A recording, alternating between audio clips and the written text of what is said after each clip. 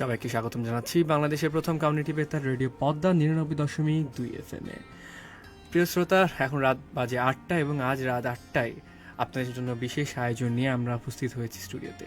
আজ শুধু স্টুডিওতে আমি একা না, আমার সাথে রয়েছে আরও অনেক মানুষ। আজকে আমাদের যে অনুষ্ঠানটি radio programme on cyber security, preventing এক্সেসিজম through activity community engagement peace consultant, এটি আমাদের আয়োজন করছে। অনুষ্ঠানটি সম্প্রচারে সহযোগিতা করছে team saviours youth leader Barendra অর্থায়নে পিস কনস্টার্ন বিডি সার্বিক সহযোগিতায় বরেন্দ্র উন্নয়ন প্রচেষ্টা ও রূপান্তর। আজকে আমাদের সাথে স্টুডিওতে রয়েছে আরও দুজন মানুষ। আমাদের সাথে রয়েছেন মোহাম্মদ শোয়েব বিন হাবিব, প্রভাষক আইন ও মানবাধিকার বিভাগ, বরেন্দ্র বিশ্ববিদ্যালয় রাজশাহী। এবং আমাদের সাথে আরও রয়েছেন Mustaq Ahmed, program officer PEACE Barendra Unnayan Prochesta Rajshahi. চলে যাব প্রথমেই তাদের কাছে।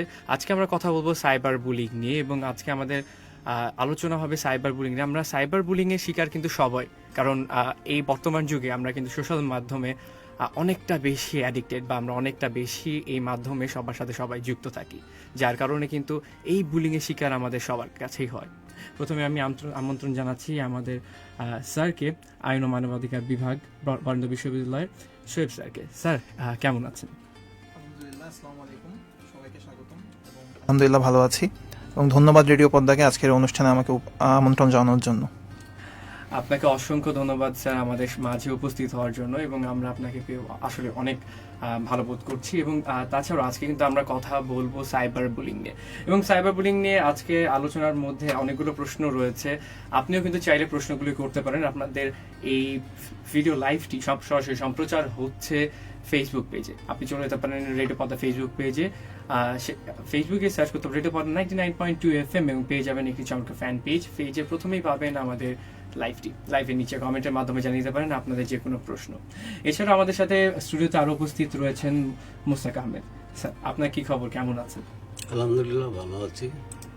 রেডিও পদ্মাকে অনেক ধন্যবাদ এখানে আসার সুযোগ দেওয়ার জন্য।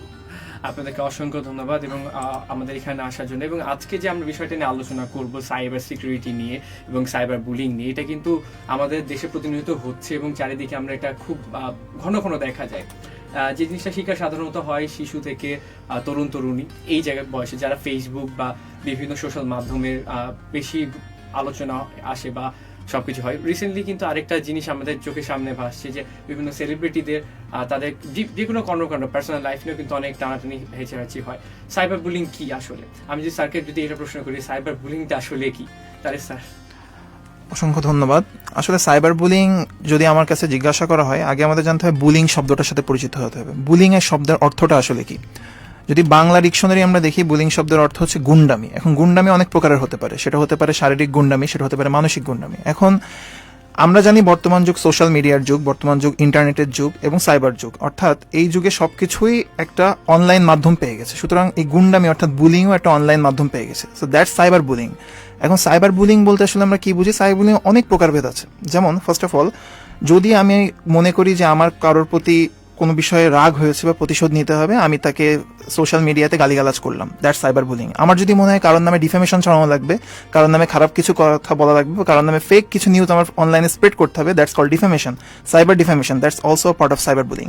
So there are lots of types of cyber bullying. Cyber bullying অনেক প্রকারভেদ আছে। যদি নির্দিষ্ট সংজ্ঞায়ন করতে বলা হয়, পৃথিবীর কোনো কিছুরই নির্দিষ্ট কোনো সংজ্ঞায়ন হয় না, সাইবার বুলিং এরও নাই। বাট সাইবার বুলিং অনেক প্রকারের আছে এবং এটা দিন দিন আরো বাড়তেছে। আমরা যদি দেখি প্রতিনিয়ত সাইবার বুলিং অনেক প্রকার, নতুন নতুন টাইপের সাইবার বুলিং এর শিকার মানুষ হচ্ছে। ধন্যবাদ স্যার। আসলে সাইবার বুলিং নিয়ে কিন্তু অনেক আলোচনা হয় এবং সবাই জানি যে বুলি আমরা সব জায়গাতে হই। আমাদের স্কুল কলেজ লাইফ থেকে কিন্তু বুলিটা শুরু হয়। প্রথমে আমরা যখন স্কুলে থাকি তখন কিন্তু দেখা যায় কি বন্ধুরা মুখের উপরে এসে মক করছে বা কোনো বিষয় না, কেউ হয়তো বা নাচ করতে ভালোবাসে, তাকে নাচের জন্য মক করা হয়। কিন্তু বর্তমানে যুগে এই জায়গাটাতে আসে মুখোশধারী বিভিন্ন মানুষ, বিভিন্নভাবে খুব ফ্রিলি বিভিন্ন অ্যাকাউন্ট খুলতে পারে, বা এই অ্যাকাউন্টগুলো খোলার মাধ্যমে কিন্তু আপনার পোস্টে বা বিভিন্ন জায়গাতে এসে কমেন্টের মাধ্যমে হোক বা আপনাকে টেক্সট করার মাধ্যমে হোক বিভিন্নভাবে আপনাকে হ্যারাস করে। তো স্যার, আমি যদি প্রশ্ন করি এরকম, যে আমরা এই হ্যারাসমেন্ট থেকে বাঁচতে হলে সবার আগে যে আমাদের সাধারণত ইয়ুথরা এই জিনিসটা নিয়ে বেশি শিকার হয়, বা আমরা ইয়ুথদেরকে দেখি যে এই জিনিসটা নিয়ে বেশি হয়রানির শিকারটা হয়। অনেক সময় এটাও দেখা যায় যে আমাদের শিকার হওয়ার পরে আমরা কিন্তু কমপ্লেন করতে পারি না বা গার্জেনের সাথে শেয়ার করতে পারছি না। এই ব্যাপারে যদি বলতেন স্যার যে ইয়রদের জন্য যে তারা যদি শিকার হয় তাদের কি কার সাথে শেয়ার করা উচিত বা কাউকে বলা কি উচিত কিনা? আচ্ছা, যে কোনো সমস্যার যখন সমস্যা আছে তখন সমাধানও আছে। এখন আমাদের সাইবার বুলিং এর যে ব্যাপারটা হয়ে গেছে, যে মানুষকে যখন সাইবার বুলিং করা হচ্ছে, সেটা হোক সোশ্যাল মিডিয়া, ফেসবুক অথবা ইনস্টাগ্রাম অথবা হোয়াটসঅ্যাপ অথবা অন্য যে কোনো মাধ্যমে, যখন কাউকে সাইবার বুলিং করা হয়, প্রথমেই তাদের মনে যে শঙ্কাটা জন্মায় যে তারা এই ব্যাপারটা কারোর সাথে শেয়ার করতে পারবে কিনা। বিশেষ করে যদি আমি বলি যে আমার কোনো বন্ধুকে সাইবার বুলিং করা হয়েছে, তখন তার মনে এটা প্রশ্ন জাগতেও পারে যে তাকে এমন কোনো ইস্যু নিয়ে সাইবার বুলিং করা হচ্ছে যেটাকে হয়তো সে আমার সাথে শেয়ার করতে পারবে না ফ্রিলি। কিন্তু এই জায়গাটা থেকে আসলে আমাদের বের হয়ে আসতে হবে, কারণ আমাদের সবাইকে নিজেকে এমনভাবে উপস্থাপন করতে হবে যে হ্যাঁ, you are free to say anything to me. তুমি যদি কোনো সমস্যায় পড়ো, তুমি আমার কাছে আসো, আমার সাথে ব্যাপারগুলো শেয়ার করো। আমি একজন টিচার, অ্যাজ এ শিক্ষক, আমি আমার স্টুডেন্টদেরকে সবসময় সাপোর্টটা দিয়ে থাকি যে তারা যদি কোনো ধরনের বুলিং এর শিকার হয়, হোক সেটা ফিজিক্যাল কোনো বুলিং বা সাইবার বুলিং, তারা যেন আমার কাছে আসতে পারে। আর পারিবারিক যে ব্যাপারটা, এটা অবশ্যই পরিবারকে, অবশ্যই তাদের সন্তানদেরকে সেই সময়টুকু এবং সেই জায়গাটুকু দিতে হবে। এখন আমরা যেহেতু বাঙালি জাতি, আমরা বাংলাদেশে বিলং করি, এখন আমাদের যে একটা এজ ওল্ড মেন্টালিটি থাকে, বিশেষ করে আমাদের আগের জেনারেশন যারা, আমাদের যারা পূর্বের জেনারেশন, তাদের যে সমস্যাটা মেইনলি যে তাদের কাছে অনেক কিছু ফ্রিলি বলা যায় না। অনেক রক্ষণশীল পরিবার থাকে যে তাদের সামনে অনেক কিছু আমরা কথা ফ্রিলি বলতে পারি না। এই জায়গা থেকে সমস্যাটা যেটা হয়, কেউ যদি কোনো বড় ধরনের প্রবলেমে পড়ে, তারা তাদের বাবা মাকে শেয়ার করতে পারতেছে না, এবং যখন আমরা কোনো জিনিস শেয়ার করতে পারি না, তখন আমাদের মনে শঙ্কা জন্মায়। আমরা ভেতরে ভেতরে জিনিসটা নিয়ে অনেক বেশি আপসেট হয়ে যায়, এতে আমাদের মেন্টালি প্রেশার ফিল করি, এবং এই প্রেশারের কারণে মানুষ অনেক নেগেটিভ স্টেপ নিয়ে ফেলে, এবং এইটাই কিন্তু আমাদেরকে সুইসাইডের মতো অ্যাটেম্প নিতেও বাধ্য করে অনেক সময়। সো প্রথম কথা, সাইবার বুলিং থেকে বাঁচতে নিজেকে আগে সতর্ক হতে হবে। কারণ এখনকার দিনে ফেসবুকে কোনো পোস্ট করার আগে, বা হোয়াটসঅ্যাপে কোনো স্ট্যাটাস দেওয়ার আগে, বা ইনস্টাগ্রামে কোনো ছবি পোস্ট করার আগে, আগে নিজেকে জিজ্ঞাসা করতে হবে, প্রশ্ন করতে হবে যে এই পোস্টটা দিলে এর রিয়াকশনটা কেমন আসতে পারে। অনেক সময়, যেহেতু আপনি আমার স্টুডেন্ট, আপনিও জানেন যে আমরা সোশ্যাল মিডিয়া ইউজ করি। আমি দেখা যাচ্ছে আমার মাকে ভালোবেসে কোনো একটা পোস্ট দিলাম, ওটাতে যদি হাহা রিয়াক্ট কেউ দেয়, এটা কিন্তু আমরা অফেন্সিভলি নিয়ে ফেলি, এবং এইটা নিয়ে যখন আমরা কথা বলা শুরু করি, তখন কিন্তু একটা কমিউনিটি এটা নিয়ে আরো বেশি মজা নেওয়া শুরু করে, এক পর্যায়ে সেটা ট্রোলে রূপান্তরিত হয়, এবং ট্রোলটাও কিন্তু একসময় সাইবার বুলিং এ পরিণত হয়। তো আমাদেরকে সতর্ক থাকতে হবে কোনো পোস্ট দেওয়ার আগে, এবং আমাদের মেন্টালিটিটাকে ব্রড করতে হবে। সব মানুষের সব কথা কানে লাগানো যাবে না, মানুষ কিছু বললেই যে আমার সাথে রিয়াক্ট করতে হবে, এটা করা যাবে না। Sometimes we have to ignore things to let things go. একদম যে জিনিসটা বললাম স্যার, যেমনটা বললো যে আমি স্যারের ছাত্র, এবং আমি কিন্তু আসলে খুবই খুশি আজকে যে স্যারকে আমার স্টুডিওতে পেয়ে। আমার রেগুলার এখানে প্রোগ্রাম করা হয়, কিন্তু নিজের স্যারকে, নিজের শিক্ষককে যখন সামনে পাওয়া হয়, এটা অনেক ভালো। এবং হ্যাঁ, স্যার যেটা বলছিল, অবশ্যই আমাদের কিন্তু কিছু জিনিস কানে না নেওয়া উচিত। আমরা কিন্তু অনেক সময় এটাও মাথায় রাখি না যে আমি কি পোস্ট করছি। আমরা অনেক কন্ট্রোভার্সিয়াল জিনিসপাতি কিন্তু ফেসবুকে আমরা লিখে দিই বা পোস্ট করে দিই, পরবর্তীতে সেটা নিয়ে অনেক আলোচনা হয়, বা আমাদেরকে শুধু সাইবার বুলিং না, আমরা কিন্তু ফিজিক্যালি অনেকটা ড্যামেজ হয়, বা ফিজিক্যালি কিন্তু আমাদেরকে হার্ম হতে হয়, বা নিজের জীবন ঝুঁকিতে পড়ে যায়। আমরা কখনো হয়তো বা ধর্ম, বর্ণ, বা আমরা কোনো জিনিস নিয়ে আমরা যদি কোনো কিছু সেন্সিটিভ কোনো কিছু নিয়ে লেখালেখি করাটাও কিন্তু একদমই ঠিক না, বা উচিত না। আমাদেরকে এটাও বুঝতে হবে সবার আগে যে সবাইকে দোষ দিলেই হলো না যে সাইবার বুলি করছে তারা, বা বুলি হওয়ার মতো কোনো পোস্ট কেন করব। প্রথম কথা হলো এটা। ধন্যবাদ আমাদেরকে আমাদের এই প্রোগ্রামটি আয়োজন করার জন্য। ভাই, স্যারের কাছে আমি আরেকটু যেতে চাই, মোস্তাক আহমেদ স্যারের কাছে, যে ইয়রদের নিয়ে যেহেতু আপনারা কাজ করছেন, পিস নিয়ে কাজ করছেন, তো এই পিস নিয়ে কাজ করার পিছনে ইয়রদের আপনারা আগ্রহটা কেমন দেখছেন? যে এই যে প্রজেক্টগুলো রান হচ্ছে আপনাদের, এই প্রজেক্টগুলোতে ইয়রদের আগ্রহ, প্লাস এখানে ইয়রদের কি কি ফ্যাসিলিটিস পাচ্ছে তারা এই প্রজেক্টগুলো রান করে? ধন্যবাদ। আমাদের এই যে পিস কনসোর্টিয়াম, আমরা সংক্ষেপে নাম দিয়েছি পিস, সেটাকে আমরা ভেঙে দিয়েছি preventing extremism through community engagement. সহিংস উগ্রবাদ প্রতিরোধে সমাজের মানুষকে সম্পৃক্ত করতে হবে। এটা কিভাবে করবেন, এই জন্য আমরা এই ইয়রদেরকে রাষ্ট্রীয় মহানগরী 30টা ওয়ার্ডে 21 সদস্য বিশিষ্ট করে একটা করে যুব সংগঠন আছে, যাদের বয়স 21 থেকে 30, এবং ম্যাক্সিমাম ইউনিভার্সিটি এবং কলেজের স্টুডেন্ট। এদেরকে আমরা লিডারশিপ ডেভেলপমেন্ট ট্রেনিং দিয়েছি, সোশ্যাল মিডিয়া এন্টারপ্রেনারশিপ ট্রেনিং দিয়েছি, রিসোর্স মোবিলাইজেশন ট্রেনিং দিয়েছি। এই ট্রেনিংগুলোর মাধ্যমে আমরা আপ্রাণ চেষ্টা করেছি যে সমাজের মধ্যে তারা একটা ইতিবাচক ভূমিকা রাখুক। তারা প্রত্যেকটা ওয়ার্ডে এই বিউপির ফান্ডে, রূপান্তরের ফান্ডে ছোট ছোট প্রোগ্রামগুলো করে থাকে। যেমন উদাহরণস্বরূপ আমি বলতে পারি যে সিগনেচার ক্যাম্পাইন, আপনার ফুটবল ম্যাচ, নারী ফুটবল ম্যাচ, ক্রিকেট খেলা। আমরা চেয়েছি যে এই যুবরা যদি সাংস্কৃতিক জগতে, খেলার জগতের মধ্যে আমরা যদি ফিরিয়ে আনতে পারি, তারা বিভিন্ন ধরনের অপরাধমূলক কাজ থেকে এবং সহিংস উগ্রবাদ থেকে অনেকাংশে দূরে থাকার চেষ্টা করবে। এবং এই পিসের মাধ্যমে আমরা যতটুকু এ পর্যন্ত অর্জন করতে পেরেছি যে অনেক ছেলে মেয়েই কিন্তু খুবই আগ্রহী যে আসলে আমি পিস কনসেপ্ট, এবং আমি মনে করি যে এই যারা পিস ক্লাবের সাথে জড়িত আছে তারা ভাগ্যবান। এই কারণেই বলবো যে বিভিন্ন অর্গানাইজেশন আছে, বিভিন্ন সংগঠন আছে, কিন্তু পিসের সাথে যারা জড়িত আছে, পিস ক্লাবের সাথে জড়িত আছে, তার এমন কিছু জিনিস এখানে শিখছে যারা এমন হতে পারে যে একটা পরীক্ষা ইন্টারভিউ দিতে গেল বা একটা পরীক্ষা দিচ্ছে ক্লাস পরীক্ষা, কিন্তু এমন কিছু কোশ্চেন চলে এলো যেটা পিস ক্লাবের সাথে জড়িত না থাকলে এই অ্যান্সারটা তার পক্ষে দেওয়া সম্ভব না। ফর এক্সাম্পল, সহিংসতা বলতে কি বোঝেন, কিন্তু এটা হয়তো সে পাঠ্যপুস্তকে পড়েনি। অহিংস বলতে কি বোঝে সেটা হয়তো সে পাঠ্যপুস্তকে পড়েনি, কিন্তু এই পিস ক্লাবের সাথে জড়িত হতে যে এই জিনিসগুলো কিন্তু আমাদের এই পিস ক্লাবের মাধ্যমে, বিভিন্ন ট্রেনিংয়ের মাধ্যমে এগুলো তারা কিন্তু জানতে পারছে, বুঝতে পারছে। এবং যে গুজব, যেটা এই যে কিছুক্ষণ আগে স্যার যেটা বললেন যে একটা পোস্ট আমি দিলাম, আপনি না বুঝে সুঝে একটা লাইক দিয়ে দিলেন, একটা কমেন্টস করলেন, এই ব্যাপারেও তাদেরকে সতর্ক করা হয়েছে। আপনি বুঝবেন, জানবেন, তারপর একটা লাইকস দিবেন বা কমেন্টস দিবেন, যাই করবেন, কিন্তু আপনি লাইক কমেন্ট সহজে দিতে চান না। ধন্যবাদ আপনাকে, অসংখ্য ধন্যবাদ, এবং ধন্যবাদ আমাদের এই আয়োজনটি মানে এই অনুষ্ঠানটি আয়োজন করার জন্য। কারণ আমার মনে হয় এই আয়োজনটি দেখে হয়তো বা অনেক ইউথ এখন বুঝবে যে আসলে আমাদের কি করা উচিত। আসলে এই জিনিসগুলো কেন হয়, সাধারণত এই জিনিসগুলো হয়ে থাকে তখন যখন আমাদের কোনো কাজ থাকে না। একটা কথা আছে না, অলস মস্তিষ্ক শয়তানের একরা, ঠিক তাই এমনই হয় যখন কেউ পোস্ট করলো, হয়তো বা আমরা যেটা বলি যে অনেকে বুলি করার মতনই পোস্ট করছে, বা এমন কোনো নিজের মেমোরিজ বা নিজের কোনো অনুভূতি শেয়ার করছে, সেখানে গিয়ে আমি কেন বুলি করব? কখন করব? যখন আমার অনেক অহেতুক সময় থাকবে, যখন আমার কোনো কাজ থাকবে না, আমার করার কোনো কিছু নেই, তখন আমার মনে হবে যে আমি যাই মানুষটাকে একটু পোক করি, আমি একটু তাকে খোঁচা দিই, তাকে একটু কষ্ট দিয়ে আসি, বা এটাতে একটা মজা। আমরা কিন্তু অনেক সময় এরকমও দেখি যে বিভিন্ন সেলিব্রিটিদের পোস্টের নিচে কমেন্টে কমেন্ট পড়ার জন্য মানুষ যায়। সে কি পোস্ট করেছে সেইটা বিষয় না, সেখানে কি মজাদার কমেন্টসগুলো করেছে সেটা, এবং সেখানে কিন্তু অনেকে রিয়াক্ট করে হাহা রিয়াক্ট দিচ্ছে, বা বিভিন্ন কমেন্ট ভাইরাল হয়ে যাচ্ছে। আবার অনেক সেলিব্রিটি আছে সেগুলো রিপ্লাই করছে, কঠোর উত্তর দিচ্ছে, কিন্তু অনেকেই কিন্তু আছে আমাদের মধ্যে যারা কিন্তু কঠোর উত্তর দিতে পারে না, যারা হয়তো বা ওখান থেকেই ভেঙে পড়ে বা বিভিন্ন বাজে পদক্ষেপগুলো নেয়, আত্মহত্যার মতো ঝুঁকিপ্রবণ জিনিসগুলোতে তারা এগিয়ে পড়ে। এই জিনিসগুলো থেকে কিন্তু আসলে আমাদের দূরে থাকাটা দরকার। তবে স্যারের কাছে আবারও আসতে চাই যে স্যার, আমাদের যদি ধরেন অনেকেই কিন্তু এই জিনিসটা জানে না, অনেক ইয়ুথরাই জানে না, হয়তো বা আমিও যখন ছোট বা স্কুলে পড়তাম তখন জানতাম না যে আমি যে অপরাধটা করছি বা আমার একটা বন্ধুকে আমি কটূক্তি করছি, বন্ধু না, যাকে আমি চিনিও না, তার ওখানে যে আমি একটা কটূক্তি করলাম, এটার জন্য যে আমার সাজা হতে পারে, বা এটার জন্য যে আমার নামে একটা বড়, আমি একটা বিপদে আমিও পড়তে পারি, এরকম কোনো আইন আছে কিনা? ধন্যবাদ। প্রথমেই আইনের উত্তরটা দিয়ে নিই, তারপরে আমার এর সাথে আরো কিছু কথা অ্যাড করার আছে। অবশ্যই। প্রথমত হচ্ছে যে আমাদের বাংলাদেশে বর্তমানে সাইবার নিয়ে দুইটা বড় বড় আইন আছে। প্রথমটা হচ্ছে দি আইসিটি অ্যাক্ট, ফুল ফর্ম হচ্ছে the information and communication technology act 2006। এই আইনের 68 ধারা সেকশন 68-এ বলা আছে সাইবার ট্রাইব্যুনাল গঠনের কথা। এই ট্রাইব্যুনালের কাজ কি? দ্রুততম সময়ের মধ্যে সাইবার ট্রাইব্যুনালের থ্রু সাইবার মামলাগুলোর বিচার করা। সো অবশ্যই যদি কেউ সাইবার ক্রাইম করে, অবশ্যই তার বিচার আছে, অবশ্যই তার প্রসেস আছে, তার প্রপার অথরিটি আছে। এবং এরপরে আমরা 2018 সালে ডিজিটাল সিকিউরিটি অ্যাক্ট পাই, কিন্তু সেই অ্যাক্টের কিছু প্রবলেম থাকার জন্য পরবর্তীকালে সেটা অ্যামেন্ড হয়ে 2023 সালে নতুন আমরা এখন যে আইনটা পেয়েছি সেটার নাম হচ্ছে দ্য সাইবার সিকিউরিটি অ্যাক্ট, অর্থাৎ সাইবার নিরাপত্তা আইন 2023।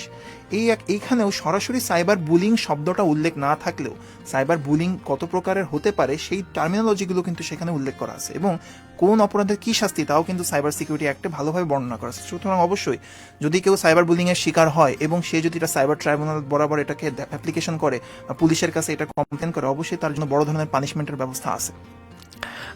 ধন্যবাদ স্যার। আসলে পানিশমেন্টের কথা শুনলে কিন্তু অনেকে হয়তো বা নার্ভাস হয়ে যাবে বা ভয় পাবে যে হ্যাঁ পানিশমেন্টের ব্যাপারে, কিন্তু অবশ্যই ভয় পাওয়া উচিত। মানুষের মনে কিন্তু ভয় ভীতিটা অত্যন্ত প্রয়োজনীয় একটা জিনিস। আমরা যদি মধ্যে ভয় ভীতি না থাকে তাহলে কিন্তু আমরা ধাপে ধাপে আরও ভুল কাজে বা ভুল দিকে আমরা এগিয়ে যাব।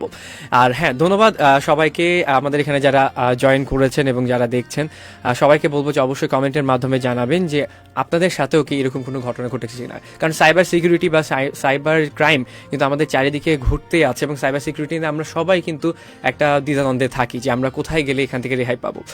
যেমন আমাদের এখানে কিন্তু আমাদের পিস কমিউনিকেশন আমাদের এই প্রজেক্টগুলো যে রানটা করছে, এই প্রজেক্ট রান করার ফলে কিন্তু অনেক ইয়তরা কিন্তু অনেক অপকর্ম থেকে বলবো যে দূরে থাকছে, বা খেলাধুলা বা বিভিন্ন জিনিসের সাথে জড়িত থাকলে কিন্তু তাদের মাইন্ডটা ফ্রেশ থাকে, বা তারা জানে কোনটা ভালো কোনটা খারাপ এটা বিচার করতে পারে। আমরা কিন্তু অনেক জায়গাতে যে কনফিউশনে পড়ে যাই যে কোনটা ভালো কোনটা খারাপ, বা আমি এটা করছি এটা কি মজার, বা এটা কি আমি যে পোস্টটা দিলাম এটা কাউকে কটূক্তি করে এটা কি খুব ভালো জিনিস করলাম, এটা কিন্তু আমাদেরকে কেউ বলার নাই। কারণ সাধারণত কি হয়, প্রথমে আমাদের দেশে যে জিনিসটা হয়, আমি নিজেও করেছি এক সময়, ফেসবুক যখনই খুলি সবার আগে ব্লক করা হয় বাবা বা মাকে বা ফ্যামিলি যারা রয়েছে তাদেরকে। সো আমরা ফেসবুকে বা বিভিন্ন গণমাধ্যমে কিন্তু আমরা দেখতে পাই যে আমাদের কোনো গাইডেন্স থাকে না, বা সোশ্যাল মাধ্যমগুলোতে কিন্তু আমাদেরকে কেউ দেখবে বা নার্চার করবে এমন কেউ থাকে না। বড় ভাই বোনরা থাকে কিন্তু তারাও তো কতই বা বড়, তারাই কত বা জানে।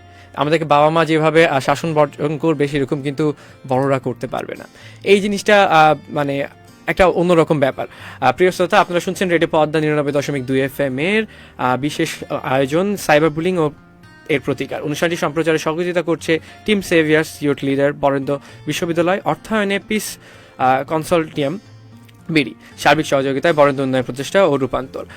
স্যারের কাছে আবারও আরেকবার আসতে চাই। স্যার, যখন আমাদের এই জিনিসগুলো হয় সাধারণত, তখন কি আমরা খুঁজি যে আমরা কার কাছে যাব? হ্যাঁ, যাদের বিশ্ববিদ্যালয়ে পড়ে বা স্কুলে পড়ে শিক্ষকের কাছে যাবে, কিন্তু অনেক কিন্তু শেয়ার করতে পারে না, বা অনেকে চাই যে আমি একটা কমপ্লেন করব। সো এই জায়গাতে কমপ্লেন করার জন্য এখন তারা কার কাছে যেতে পারে বা কোথায় কমপ্লেন করতে পারে? আচ্ছা, ধন্যবাদ। এখন ব্যাপার হচ্ছে যে প্রথমে দেখতে হবে যে আসলে যাকে সাইবার বুলিং করা হচ্ছে বা যে কমপ্লেনটা করতে যাচ্ছে অপরাধটা আসলে কেমন, এটা কি আদৌ কমপ্লেন করার মতো কিনা। এখন এরকম কেস আমরা আমাদের বিশ্ববিদ্যালয়ে পেয়েছি, এরকম বিভিন্ন ধরনের ব্যাপার আমাদের কাছে আসছে যে অনেককে হয়তো সাইবার বুলিং করা হয়েছে। এখন এমন কিছু মামলা আমাদের কাছে এসছে, মামলা বলাটা ঠিক না, এমন কিছু বিষয় আমাদের কাছে এসছে যে ওটা নিয়ে যদি থানায় জিডি করা হতো তাহলে কিন্তু যাদের এগেনস্টে করা হয়েছে তাদের এগেনস্টে সিরিয়াস অ্যালিগেশনস যেত এবং তাদের এগেনস্টে স্টেপ নেওয়া হতো। তো প্রথম কথা, যদি কেউ সাইবার বুলিং এর শিকার হয় এবং সে যদি তার বাবা মা বা বন্ধু বান্ধব বা অন্য কারোর সাথে শেয়ার করতে না পারে বা শিক্ষকদের কাছেও যেতে না পারে, সে অবশ্যই পুলিশের সহযোগিতা নিতে পারে এবং পুলিশের কাছে গেলে অবশ্যই পুলিশ এটা স্টেপ নেবে যদি সেটা স্টেপ নেওয়ার মতো আদৌ হয়। এবং অনেক সিলি বিষয়ে মানুষ চলে যেতে পারে, বাট সেইগুলো আসলে কনসিডারেবল না। বাট যদি সেটা আমলযোগ্য অপরাধ হয়, আমরা জানি আইনের ভাষায় আমলযোগ্য অপরাধ আছে, অমলযোগ্য অপরাধ আছে। আমলযোগ্য অপরাধ যদি হয় অবশ্যই সেটা আমলে নেবে। আমার মনে হয় যে অনেক আমলযোগ্য অপরাধ আছে, বা অনেকে আছে যে এরকম আপনি যে আপনার মনে হয় যে আমি কি যে থানায় যে বলবো সবাই হাসাহাসি করবে বা কোনো কিছু, এমন কোনো কিছু না। আপনি অবশ্যই আপনার কোনো বন্ধু হোক বা আপনার কোনো সিনিয়র মানুষ হোক তার সাথে আগে ডিসকাস করবেন। আর কিছু কিছু জিনিস থাকে কিন্তু আমরা সবাই ছোট, বা আমরা সবাই কিন্তু ছোটোখাটো ভুল করে থাকি। শুধু ছোটো বলে না, অনেক বড় মানুষও কিন্তু ভুলবশত অনেক কিছু করে থাকে। যে জিনিসগুলো আসলে এইগুলো নিয়ে কিন্তু আমাদের একটা কী বলবো যে আমাদের একটু নার্চার করা দরকার, আমাদের একটু কনসালটেন্ট দরকার, আমাদের একটু কথা বলা দরকার মানুষের সাথে বা বিভিন্ন জায়গাতে। যেটা আমাদের এখানে প্রজেক্টগুলো রান করছে, প্রজেক্টগুলোর মাধ্যমে কিন্তু সাধারণত কি হয় যে ইয়ুথদের নার্চার করা হয়, তাদেরকে দেখানো হয় যে তারা কোন পথে যাচ্ছে বা কি করা হচ্ছে। আমার মনে হয় মোস্তাক আহমেদ স্যার আপনিও এটার সাথে একমত প্রকাশন করবেন যে আপনাদের প্রজেক্টগুলো কিন্তু সাধারণত ইয়ুথদেরকে নিয়ে এই জিনিসগুলো তাদের মাথার মধ্যে যে ঢোকায় যে আসলে তোমার কোন জিনিসটা করা উচিত, কোন জিনিসটা করা উচিত না, বা তোমার এখন এই বয়সটা কোন কাজে লাগানো উচিত। ধন্যবাদ। দেখেন, আপনি যদি আমি একটু প্রিভিয়াসে ফিরে যাই, ঢাকা হলি অডিটোরিয়ামে যে ঘটনাটা ঘটলো, এখানে দেখা গেল যারা মৃত এবং জীবিত তাদের ম্যাক্সিমাম বয়স ছিল 20+30-র মধ্যে। তখনই বর্তমান গভর্নমেন্ট এই প্রজেক্টটা হাতে নিলেন। তার আগে কিন্তু এই পিস কনসোর্টিয়ামের এই প্রজেক্টটা ছিল না। বর্তমান গভর্নমেন্ট চিন্তা করলেন যুবতীকে নিয়ে কিছু করা দরকার। তখন উনি প্রাইমারি স্টেজে কয়েকটা ডিস্ট্রিক্টে প্রোগ্রামটা চালু করলেন। For example Chapainawabganj, Satkhira, Cox's Bazar. যখন উনি একটা পজিটিভ রেজাল্ট পেলেন, তখন উনি আবার 2019 থেকে দুটো সিটি কর্পোরেশন অ্যাড করলেন, রাজশাহী সিটি কর্পোরেশন এবং খুলনা সিটি কর্পোরেশন। পজিটিভ যদি উনি রেজাল্ট না পেতেন তাহলে এই দুটো সিটি কর্পোরেশন উনি অ্যাড করতেন না। ফলে এই যে বিগত 2016 থেকে 2024 এর মধ্যে কিন্তু অলরেডি দুটো সিটি কর্পোরেশন অ্যাড হয়ে গেল। এবং এইগুলো কাজ করতে যে আমরা যেটুকু এ পর্যন্ত রেজাল্ট পেয়েছি, মানে আমাদের ইনপুট দেওয়ার পরে যেটা আউটপুট বলেন বা আউটকাম যেটাই বলেন, যে অনেকাংশে ইয়ুথরা তাদের জিনিসগুলো কিন্তু ভুলগুলো কিন্তু বুঝতে পারছে এবং অনেকাংশে কিন্তু তারা সেই পথ থেকে দূরে সরে আসছে। ফর এক্সাম্পল যদি আমি এখন আমাদের এখানে রাজশাহী বিশ্ববিদ্যালয়ের শিক্ষক মহোদয় আসছেন, একসময় 80-90 দশকে কিন্তু সেশন জট ছিল 4 বছর। এই সেশন জটটা কেন ছিল? এই আপনার হানাহানি, পলিটিক্যাল সহিংসতা, এইসব কারণে কিন্তু এই সেশনটা হয়েছিল। এখন কিন্তু আমি গতকালকেও এক মানে সভাপতি মহোদয়ের সাথে কথা বলেছি, এই 4 বছরের সেশন কিন্তু রাজশাহী ইউনিভার্সিটিতে নাই। কিন্তু আমি একসময় রাজশাহী ইউনিভার্সিটির ছাত্র ছিলাম, কিন্তু তখন আমি 3 বছর অনার্স, 1 বছর মাস্টার্স পড়তেই যে আমাকে 8 বছর পর বেরিয়ে আসতে হয়েছে। 2 মাস ইউনিভার্সিটি বন্ধ থেকেছে, তো 8 মাস, 2 মাস খোলা আছে, 8 মাস বন্ধ আছে। এবং সেই সময় আমি দেখেছি 6টা মার্ডার হয়েছে। আমি যদি এখন একটা স্টুডিওতে কথা বলছি, কিন্তু আমি আজকে গর্ববোধ করি যে রাজশাহী ইউনিভার্সিটিতে এই 4 বছর সেশন নাই। হয়তো কোনো কোনো ডিপার্টমেন্টে 2 মাস 4 মাস থাকতেই পারে। যেমন গতকালকে শিক্ষক বলেন যে আমাদের করোনার সময় কিছুটা প্রবলেম হয়েছে, সেটা একটা আলাদা কেস, যেটা করোনা, এটা বিশ্বব্যাপী হয়েছে। কিন্তু এই যে ইন্টারনাল যে প্রবলেমগুলো ছিল, পলিটিক্যাল যে প্রবলেমগুলো ছিল, সেই জিনিসগুলো কিন্তু এখন শিক্ষা প্রতিষ্ঠান আমার কাছে মনে হয় অনেকাংশে কমে গেছে। কারণ স্টুডেন্টরা এখন বুঝতে পেরেছে যে এগুলো করে বরং আমাদের লাইফটাকে আমরা ধ্বংস করে দিচ্ছি।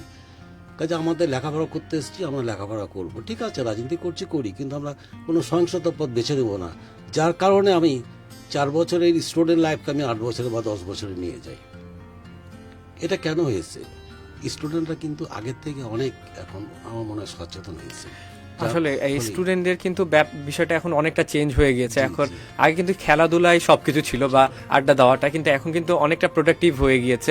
আমাদের এই প্রজেক্টগুলোর মাধ্যমে বা বিভিন্ন জায়গাতে গিয়ে কিন্তু সবাই যুক্ত হচ্ছে, বা এখন থেকে সবাই চিন্তা করে যে আমার ভবিষ্যতে আমি কি করব, বা আমার এই অ্যাক্টিভিটিসগুলোর সাথে জড়িত হওয়াটা উচিত।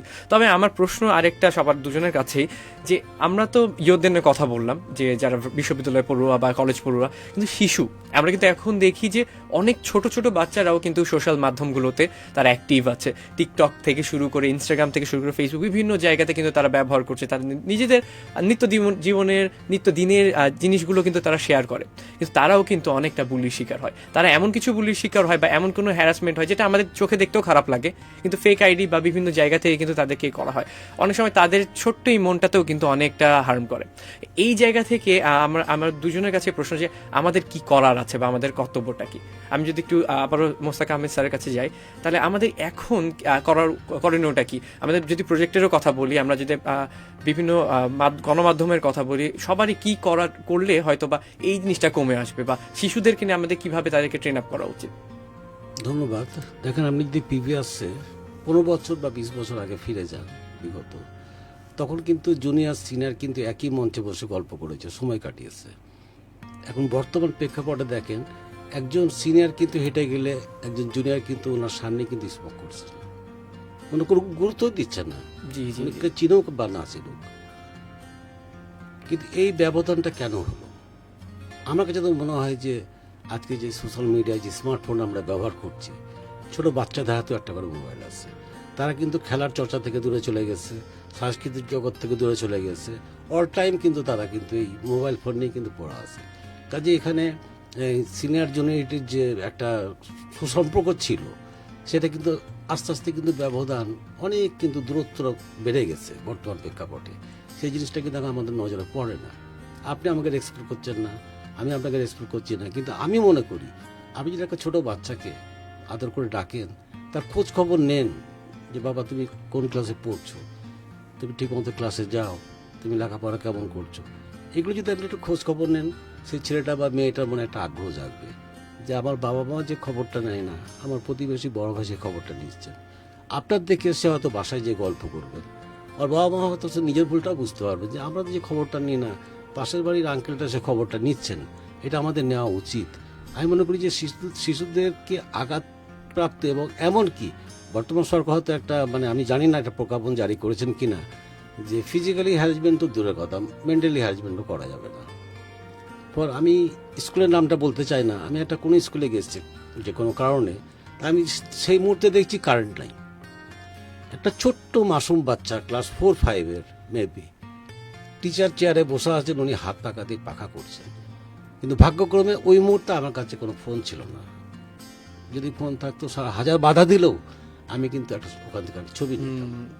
কারণ গরমের মধ্যে আপনাকে যদি গরম লাগে, তাহলে এই মাসুম বাচ্চাটাকে দিয়ে আপনি পাখা করাচ্ছেন, এটা কোন ধরনের? আমি রুমে ঢোকার সঙ্গে সঙ্গে কিন্তু স্যার বুঝতে পারলেন যে এটা তো অমানবিক একটা, কিন্তু এই যাও তুমি বেঞ্চে বসো। এই জিনিসগুলো কিন্তু একজন শিক্ষক হয়ে যদি একটা মাসুম বাচ্চাকে, ওনার ছেলেকে কি উনি বলতে পারবেন যে বাবা এখন তো কারেন্ট ইলেকট্রিসিটি নাই, আমার খুব গরম লাগছে, তুমি বাতাস করো যতক্ষণ না কারেন্ট আসে। এখন যদি আপনি নিজের বাচ্চাকে যে দৃষ্টিতে দেখবেন, আমার মনে হয় আপনার স্কুলের সেই বাচ্চাগুলোকে একই দৃষ্টিতে দেখা উচিত, তাহলে অনেক পরিবর্তন আসা সম্ভব। আমার মনে হয় আসলে আমাদের সকলেরই কিন্তু এটা নিয়ে সচেতন হওয়া উচিত, এবং আমাদের এই আয়োজনটা কিন্তু আসলে আমার মনে হয় সকলকেই সাহায্য করবে এবং সকলের এই জিনিসটা করবে। এবং পিস কনসার্টিয়ামকে অসংখ্য ধন্যবাদ এমন আয়োজন করার জন্য, এবং এছাড়া সকলকে যারা আমাদের এখানে শুনছেন সবাইকে অসংখ্য অসংখ্য ধন্যবাদ। আবার আমি যে বলছি যে আমাদের এই আজকের প্রোগ্রামটি কিন্তু আয়োজন করেছেন আমাদের রেডিও পদ্মা 99.2 FM আপনারা শুনতে পাচ্ছেন। চলছে লাইভ অনুষ্ঠান সাইবার বুলিং এবং তার প্রতিকার। এই প্রসঙ্গে আপনার মতামত জানাতে কিন্তু আপনি ফেসবুকে কমেন্টের মাধ্যমে জানাতে পারেন। অনুষ্ঠানটি সম্প্রচারের সহযোগিতা করছেন team saviours youth leader Barendra বিশ্ববিদ্যালয়, অর্থায়নে পিস কনসার্টিয়াম বিডি, সার্বিক সহযোগিতায় বরেন্দ্র উন্নয়ন প্রচেষ্টা ও রূপান্তর। স্যারের কাছে একটু আসতে চাই। স্যার, এই যে শিশুদের নিয়ে আমি কথা বলছিলাম এবং শিশুদের নিয়ে আমাদের কথা চলছিল, শিশুদের ক্ষেত্রে অনেক সময় দেখা যায় কিন্তু যে আমরা অনেক আইনি আমরা দিতে পারি না, কারণ সে 18+ হয়নি। অনেক সময় আমরা যদি পুলিশের কাছে কমপ্লেন করতে যাই, তখন কি সে বলে যে আসলে আপনার বাচ্চাকে কেন ফোনটা দিয়েছেন বা কেন এই জিনিসটা করেছেন। এখন আপনার কাছে যদি আমি জানতে চাই যে এমন কোনো আইন আছে বা এমন কোনো নিয়ম আছে কিনা যেখানে শিশুদেরকেও আমরা সহযোগিতা করতে পারি। ধন্যবাদ। আমাদের শিশুদের জন্য একটা বিশেষ আইন বাংলাদেশে করাই আছে, যেটার নাম হচ্ছে শিশু আইন 2013, দ্য চিলড্রেন্স অ্যাক্ট 2013। এই আইনে 18 বছরের নিচে যারা, তাদের সবাইকে শিশু হিসেবে কাউন্ট করা হয় প্রথমত। তো সুতরাং ওই টাইপের শিশুদের সাথে 18 বছরের নিচে যদি কারোর সাথে কোনো ধরনের ক্রাইম হয়, সেটা অবশ্যই শিশুদের সাথে ক্রাইম হিসেবে কাউন্ট হবে, জুভেনাইল অফেন্স হিসেবে কাউন্ট হবে, এবং সেটা হিসেবে তখন সেটার এগেনস্টে অবশ্যই স্টেপ নেওয়া সম্ভব। এবার বলতে চাই যে শিশুদের সাথে যে ক্রাইম হচ্ছে, স্যার কিছু কথা বললেন, আমার ভালো লাগলো শুনে, যে বর্তমানে আমাদের যে ইয়াং জেনারেশন, মানে যারা একদম চাইল্ড বর্তমানে, তারা আর কিছু পারুক না পারুক ফোন টিপতে পারে খুব ভালো, তারা ইউটিউব স্ক্রোল করতে পারে, তারা ফেসবুক স্ক্রোল করতে পারে, তারা জানে যে কোন বাটনে ক্লিক করলে কোন জিনিসটা পরবর্তীতে আসবে, এটা পারে। কিন্তু আমাদের সময় কি ছিল, আমরা কিন্তু ছোটবেলায় স্কুল কলেজ ফাঁকি দিয়ে খেলাধুলা করতাম, যেটা বর্তমান জেনারেশন করে না। এখন এর পেছনে আসলে দায়ী কারা? আমি বলবো প্রথমত এর পেছনে দায়ী হচ্ছে প্যারেন্টস। কারণ কি, শিশুরা কিন্তু অনুকরণ প্রিয় হয়। তারা যখন ছোটবেলা থেকে দেখে যে তাদের বাবা মায়ের ফোনে সোশ্যাল মিডিয়াতে অনেক বেশি অ্যাক্টিভ থাকে এবং সোশ্যাল মিডিয়াতে অনেক কিছু শেয়ার করে, পোস্ট করে, এটা কিন্তু তাদেরকে অনুপ্রাণিত করে, তারা কিন্তু জিনিসটা শেখে এবং তারা এই জিনিসটার প্রতি আসক্তি ফিল করে। আমরাও ছোটবেলায় গেমস খেলছি, আমরাও অনেক কিছু করছি, বাট এখন জিনিসটা যেরকম ভাইরাসের মতো, এখন জিনিসটা যেভাবে মাদকের মতো ছড়িয়ে পড়ছে, আমাদের সময় কিন্তু এরকম ছিল না। তো এটা একটা অ্যালার্মিং ইস্যু আসলে। এটার জন্য আমাদের গার্ডিয়ানদেরকেই মেইনলি সতর্ক হতে হবে, তাদেরকেই মেইনলি স্টেপ নিতে হবে, তাদের নিজেদেরকে আর কি সংযত হতে হবে যে আমার বাচ্চাদের জন্য হলেও অ্যাটলিস্ট আমার এই কাজগুলো থেকে একটু সংযত হওয়া উচিত। আমি যদি আমার বাচ্চাদের সামনে বেশি বেশি করে ফোন টিপি বা সোশ্যাল মিডিয়াতে স্ট্যাটাস দিই বা what ever social media activity আমি যদি বেশি করি, এটা দেখে তারা ইন্সপায়ার্ড হবে। তো আমার উচিত তাদেরকে ধর্মীয় এবং নৈতিক শিক্ষায় শিক্ষিত করা, যেটা বর্তমান জেনারেশনের, বিশেষ করে চাইল্ড জেনারেশনের মধ্যে খুবই অভাব। আমার কাছে ব্যক্তিগতভাবে এটা মনে হয়। এটা চাইলে এটাকে কিওর করা সম্ভব, কিন্তু তার জন্য অবশ্যই আমাদের সবাইকে কশাস হওয়া লাগবে, বিশেষ করে গার্ডিয়ানদেরকে। আসলে গার্ডিয়ানদেরকে কিন্তু এটা নিয়ে কনসাস হওয়া উচিত। আমরা কিন্তু অনেক সময় এরকম হয় যে আমাদের এখনকার যারা ডিজিটাল বাবা মা যদি আমরা বলি, বা নতুন নতুন পিতামাতা হয়েছেন, তারা কিন্তু অনেকটা ফোনের তারা নিজেরাই অ্যাডিক্টেড। তাদের শিশুরা কেন হবে না? বা ছোটো থেকে কিন্তু আমরা দেখি যে আমাদেরকে একসময় আমরা খাওয়ার সময় টিভি দেখতাম বা বিভিন্ন জিনিস নিয়ে নাড়াচড়া করতাম বা খেলাধুলা করতে করতে খাওয়া দাওয়া করছি, কিন্তু এখন কিন্তু দেখা হয় যে সবার হাতে হাতে একটা করে মোবাইল ফোন বা ট্যাব বা কোনো না কোনো কিছু আছে, তারা সেগুলো দেখতে দেখতে কিন্তু একটা সময় গিয়ে খাওয়া দাওয়া করছে, বা এটা ছাড়া তাদের খাওয়াটা হচ্ছে না। আস্তে আস্তে কিন্তু তাদের একটা ডিভাইসের প্রতি বা একটা মনিটরের প্রতি অ্যাডিকশনটা ধীরে ধীরে বাড়তে আছে। এই জিনিসটা থেকে কিন্তু আমাদের সকলকে সাবধান থাকা উচিত। আমার মনে হয় যে সামাজিক যোগাযোগ মাধ্যম ব্যবহার থেকে শুরু করে অন্যান্য যে মাধ্যমগুলো রয়েছে, যেমন ইউটিউব, আরও যেগুলো ভিডিও দেখা যেগুলো সাইটগুলো রয়েছে, এগুলোতেও কিন্তু আমাদেরকে নজর দেওয়া উচিত। যেমন আপনি যদি ইউটিউবে যান, সেখানে গিয়ে কিন্তু আপনি দেখতে পাবেন বিভিন্ন জায়গা আছে যেখানে আপনার কিডস বলে একটা অপশন আছে, যেখানে শুধু বাচ্চা সুলভ বা শিশু সুলভ যে জিনিসগুলো আছে, সেই জিনিসগুলো আমাদেরকে ইউটিউব কিডস, সেখানে আমরা সেই জিনিসগুলো দেখতে পাই। আচ্ছা, আমরা একটু কমেন্টে দেখতে চাই যে কে কে আছেন আমাদের সাথে এই মুহূর্তে যুক্ত। আমরা দেখতে পাচ্ছি অনেক মানুষ আমাদের সাথে যুক্ত হয়ে গিয়েছেন। যেমনটা দেখতে পাচ্ছি নাহিদ ইসলাম আমাদের সাথে যুক্ত হয়েছেন, দেখেছেন respect and love to Habib sir. স্যারের অনেকগুলো স্টুডেন্ট চলে আসছে। তাছাড়া দেখতে পাচ্ছি তাজরিন হাবিবা নাওয়ার লিখেছেন, আজকে ডিজিটাল ওয়ার্ল্ড চারিদিকে যেভাবে মানুষ হ্যারাসমেন্টের শিকার হচ্ছে, এই সময় এসে সাইবার বুলিং ও এর প্রতিকার নিয়ে কথা বলাটা খুবই জরুরি। স্যারকে অনেক ধন্যবাদ, আপনাদেরকে অসংখ্য ধন্যবাদ আমাদের সাথে থাকার জন্য। এছাড়াও দেখতে পাচ্ছি আচ্ছা, আমাদের সাথে আরও যুক্ত রয়েছেন এহসানুল হাসান তুর্য, লিখেছেন শোয়েব স্যার এবং একটা হার্ট সাইন দিয়েছেন। আমরা বুঝতে পারছি স্যারের অনেক ফ্যান ফলোয়ার্স আছে। তবে হ্যাঁ, আসলে জিনিসগুলো কি যে আমাদের কিন্তু সবারই এই ব্যাপারে কথা বলা উচিত এবং এই জিনিসটা নিয়ে কিন্তু একটু চিন্তা ভাবনা করা উচিত যে আসলে আমরা কি করছি, কেন করছি, এবং আমরা কোনো কমেন্ট বা কোনো পোস্ট করার আগেও কিন্তু আমাদের অবশ্যই ভাবা উচিত স্যার যেটা যেমনটা বললো। তাছাড়া দেখতে পাচ্ছি আমাদের সাথে যুক্ত রয়েছেন লাস্ট হোপ এবং একটি ইমোজি দিয়েছেন। এছাড়াও দেখতে পাচ্ছি আমাদের সাথে আর কে যুক্ত আছেন। আমাদের সাথে আরও যুক্ত আছেন সাদিয়া বিনতে হাবিব। এছাড়াও আমাদের সাথে যুক্ত রয়েছেন আচ্ছা মেঘা রহমান লিখেছেন আমাদের স্যার। আচ্ছা, তাছাড়াও দেখতে পাচ্ছি সাবিহা বুশরা আমাদেরকে হার্ট সাইন দিয়েছেন। এছাড়াও এহসানুল হাসান তুর্য আমাদের সাথে যুক্ত রয়েছেন, আরও অনেকেই যুক্ত রয়েছেন। আচ্ছা, তাজরিন হাবিবা নাওয়ার লিখেছেন অনেক বেশি ইনফরমেটিভ।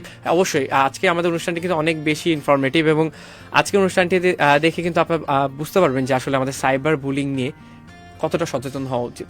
এই জিনিসটা আসলে ধীরে ধীরে কতটা সিরিয়াস হয়ে দাঁড়াচ্ছে বা আমাদের জন্য এটা কতটা ক্ষতিকর। আমাদের সবসময় এটা মাথায় রাখতে হবে যে আমরা কোথায় কি পোস্ট করছি এবং আমরা কোথায় কি যাচ্ছি, আমরা সব কিছু যে শেয়ার করতে হবে, সব কিছুতেই সোশ্যাল মাধ্যমে দিতে হবে এমনটা না, কিছু জিনিস পার্সোনাল রাখা ভালো। যাই হোক, আমাদের সাথে এই মুহূর্তে যুক্ত আছেন নাহিদ ইসলাম, এমডি জাহাঙ্গীর সালিম, আব্দুল রিয়াদ, এমডি মাসুদ রানা, মেঘলা রহমান, এছাড়াও উর্মি, লাস্ট হোপ, আচ্ছা সাবিহা বুরসা, শামসা জাহান, এছাড়া আরও অনেকেই যুক্ত আছেন আমাদের সাথে এই মুহূর্তে। আশা করছি সকলেই আমাদের সাথে আছেন এবং সকলে কমেন্টের মাধ্যমে জানাবেন যে কেমন লাগছে আমাদের এই অনুষ্ঠানটি এবং আপনাদেরও যদি কোনো প্রশ্ন থাকে স্যারের কাছে তাহলে অবশ্যই করতে পারেন। তবে সাইবার বুলিংয়ের শিকার হওয়ার দিক থেকে আমরা যদি বলি, ইয়ুথ বা আমাদের ছোট বাচ্চারা বাদেও কিন্তু আমাদের সিনিয়ররা অনেক সাইবার বুলিং বা সাইবারে গিয়ে আমরা কোথায় যাব বা কোন লিঙ্কে ক্লিক করব এই জিনিসটা আমরা জানি না। আমরা কিন্তু অনেক সময় অনেক হোয়াটসঅ্যাপের লিঙ্ক দেখে কিন্তু ক্লিক করে ফেলি, যেগুলো লিঙ্কে ক্লিক করার পরে আমাদের পার্সোনাল ইনফরমেশনগুলো তারা পেয়ে যায় এবং শুধু বুলিং বলে না, আমরা কিন্তু থ্রেটেন হই, আমরা কিন্তু বিভিন্ন ঝুঁকিতে থাকি যে আমাদের বিভিন্ন গোপন তথ্য তারা ফাঁস করে দিবে বা বিভিন্ন জিনিস তারা ভাইরাল করবে। এই জিনিসটাও কিন্তু আমাদের বোঝা উচিত। যেমন আমি যদি নিজের কথাই বলি, আমি আমার বাবাকে দেখি যে বিভিন্ন লিঙ্ক দেখে, সে কিন্তু তাও সে আমাকে বলে যে দেখ তো এই লিঙ্কটা কি ঠিক কিনা বা এই লিঙ্কটা কি এরকম কিনা। তো সাইবার সিকিউরিটি নিয়ে যেহেতু কথা বলছি, আমাদের সিকিউরিটির ক্ষেত্রে কিন্তু আমাদের কোনো লিঙ্কে কমেন্ট করার আগেও বা কোনো লিঙ্কে ক্লিক করার আগেও কিন্তু আমাদের চিন্তা ভাবনা করা উচিত। এই ক্ষেত্রে স্যার আমার মনে হয় যে যদি আমরা করে ফেলি একবার, তারপর আমরা যতই আইন দেখাই বা যতই প্রশাসনের সাহায্য নিতে যাই, তখন কিন্তু জিনিসটা সেই জায়গায় একই পর্যায়ে গিয়ে দাঁড়ায় না। স্যার যদি আপনি যদি এই ব্যাপারে যদি কিছু একটা আচ্ছা, ব্যাপারটা হচ্ছে যে সাইবার ক্রাইমের সংখ্যা এত বেশি কেন? কারণ কি, সাইবার ক্রাইম এমন একটা ক্রাইম যেটা ট্রেস করা খুব টাফ। কারণ ভিপিএন ইউজ করে বা অন্যান্য অনেক হ্যাকার, যারা বিশেষ করে হ্যাকার দুই প্রকারের আছে, এথিক্যাল হ্যাকার আর একটা হচ্ছে নন এথিক্যাল হ্যাকার, মানে যারা আর কি নেগেটিভলি হ্যাকিংটাকে ইউজ করে। তাদের উদ্দেশ্য থাকে যে এমনভাবে জিনিসটাকে পোর্ট্রে করানো বা এমনভাবে লিঙ্কগুলো আমাদের কাছে দিয়ে দেওয়া যে আমরা যেন ওই লিঙ্কে ক্লিক করলে হয়তো লোভনীয় খুব কোনো লিঙ্ক বা দেখা যাচ্ছে খেলাধুলা সংক্রান্ত কোনো লিঙ্ক, মনে হবে কোনো ইনফরমেটিভ কোনো লিঙ্ক, আমরা লিঙ্কে ক্লিক করলাম, আমাদের যাবতীয় ইনফরমেশনগুলো তাদের কাছে চলে গেল। তখন তারা কি করবে, তারা আমাদেরকে ব্ল্যাকমেল করবে। দেখা যাচ্ছে আমাদের ফোনে বিশেষ করে আমাদের ফোন বা আমাদের ল্যাপটপ বা আমাদের অন্য কোনো ডিভাইসে আমাদের অনেক ব্যক্তিগত ছবি থাকতে পারে, কোনো ইনফরমেশন থাকতে পারে, ব্যক্তিগত ফাইল থাকতে পারে। একবার যদি ওই ফাইল বা ছবিতে তারা অ্যাক্সেস পেয়ে যায়, দেন তারা ওইটাকে মিসইউজ করার চেষ্টা করবে। যেমন আমি নিজের ঘটনায় যদি বলি, আমি মানে আমার যখন আমি স্টুডেন্ট লাইফে, আমি 2020 সালে করোনার মধ্যকার সময়ের ঘটনা, আমার ল্যাপটপে আমি সম্ভবত একটা গেম ডাউনলোড করছিলাম এবং গেম ডাউনলোড করার সময় এখানে একটা লিঙ্ক ছিল। লিঙ্কে প্রেস করার পর সাথে সাথে আমার ল্যাপটপে যত ফাইল ছিল, যত ছবি ছিল, সবগুলো আর কি লক হয়ে যায় এবং আমি তখন কোনো কিছুর অ্যাক্সেস করতে পারছি না। তখন আমি দেখলাম ওইখানে খুব ফেমাস কোনো একটা hacking group, international hacking group, নামটা আমার এই মুহূর্তে মনে নাই, তারাও এখানে আমাকে একটা মেসেজ দিচ্ছে বারবার যখনই আমি ওই আমার কোনো ফাইলে ক্লিক করতেছি, don't worry, your photo, your files all are safe with us now, you have to pay $80,000।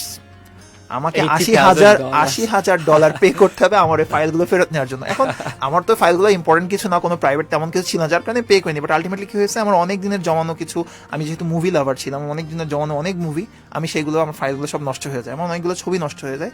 But ultimately ওখানে ফর্চুনেটলি এনাফ যে ওইখানে তেমন কিছু ছিল না, যেটার কারণে হয়তো আমি সত্যি সত্যি $80,000 আমার পে করা লাগে বা আমার কোনো অন্য স্টেপ নেওয়া লাগে। কিন্তু এই জিনিসগুলোর ক্ষেত্রে কিন্তু আমাদের অবশ্যই সতর্ক থাকতে হবে। সাইবার ওয়ার্ল্ড এমন একটা ওয়ার্ল্ড যেখানে সতর্কতার কোনো সতর্ক থাকতেই হবে সকলকে। কেউ যদি অসতর্কভাবে কোনো লিঙ্কে প্রেস করে, তখন কিন্তু যতই আমাদের ল থাকুক, যতই আমাদের ল এনফোর্সিং এজেন্সি থাকুক, এটা কিন্তু লাইফের বড় একটা রিস্ক হয়ে দাঁড়াবে। কারণ আমাদেরকে সবাইকে কশাস থাকা লাগবে। মেন কথা হচ্ছে আমাদের কশাস থাকতেই হবে।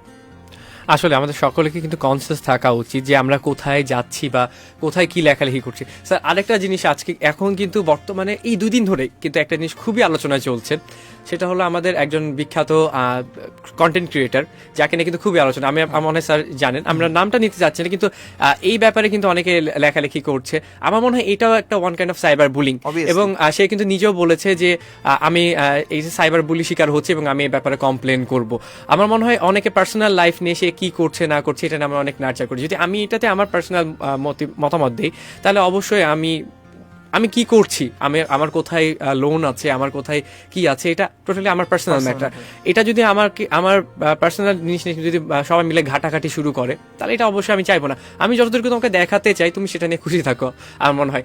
আর স্যার এই যে সবাই এখানে লেখালেখি করছে বা এখান থেকে যদি একটা কোনো অপকর্ম বা যদি একটা অপরাধ হয় বা এমন দেখা গেল যে যাকে নিয়ে কথা বলা হচ্ছে সে যদি আত্মহত্যা প্রবণ হয় বা সে যদি নিজের ক্ষতি করে, তো এটার জন্য দায়ভার কারা?